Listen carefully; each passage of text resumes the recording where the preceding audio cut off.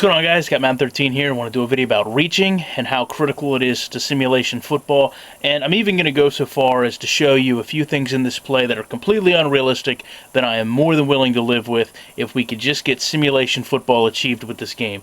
And I want to preface this, of course, by saying please hit the like button, please subscribe to the channel, please comment. I'm going to play this for you at speed.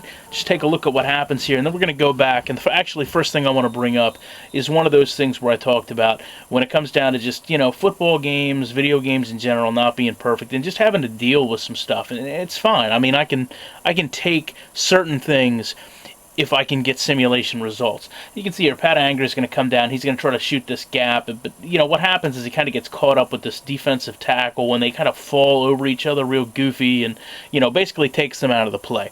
Now, the reason I can deal with this is if this game would properly simulate reaching, there wouldn't be a problem with that because the play would already be over. Now, maybe I would have a slight issue because, the play wasn't over, and now technically I've got two less people trying to stop a running back, one less in pursuit of a running back going down the field. Another point. Cavell Connor is going to shoot this gap here to take out Matt Forte. He gets held up by an offensive lineman, and that's fine. I understand that. I understand blocking happens. Totally agree with it. But now you have a situation where Cavell Connor can't impact Matt Forte's progress at all. And you can see actually for a second that it looks like Matt Forte reaches out as if he's maybe going to be tackled. But what happens is my safety, Tom Zbikowski, is actually coming over from the side and comes in to hit Matt Forte.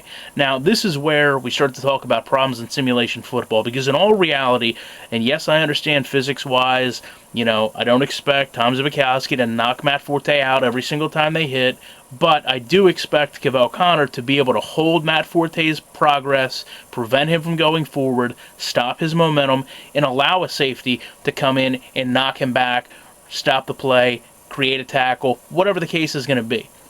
The problem is in this game, because there isn't reaching, that doesn't happen, and Matt Forte is actually able to shrug through both of those tackles, which, again, puts you in a very weird situation. Now, Matt Forte is kind of falling down in the ground. In order to get back up, he kind of has to, surge through the turf to stand back up. He breaks another tackle, and then gets, pretty much gang tackled. The reason I really don't have a problem even with that is, again, if reaching was implemented in this game, we would have never gotten to this point.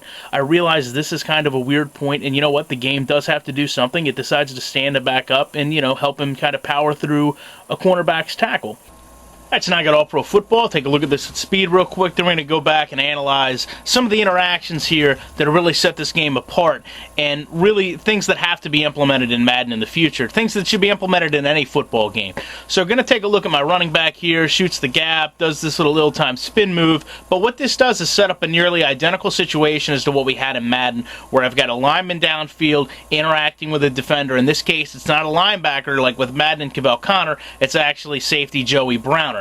However, in Madden, you saw that when the lineman engaged with the defender, it nullified him from the play. There was no interaction that he could have with the running back. Things are a little different in All-Pro Football. Now, I do want you to notice, first thing, this is not a shoulder pad to shoulder pad squared up hit that the lineman puts on Joey Browner. And part of that is because it does impact how there's a little reaching and shifting toward the end of this segment here. But again, I can deal with that as long as I can see the footballs being replicated.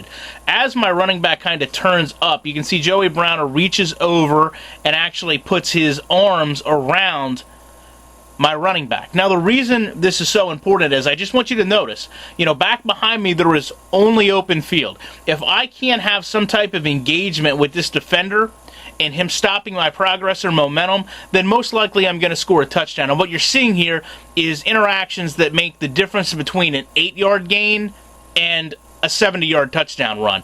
Now, him holding me up allows Carl Banks, a linebacker, to come over, make a consecutive double-hit tackle here while I'm still having my momentum stopped, and put an end to this play. And, this is a very simple little thing, but it adds a great deal of realism to the gameplay. And just taking a look at this one more time at speed from the running back, this is something that I really would like to see implemented in Madden in the future, because it's certainly something that could not hurt realism in a football game.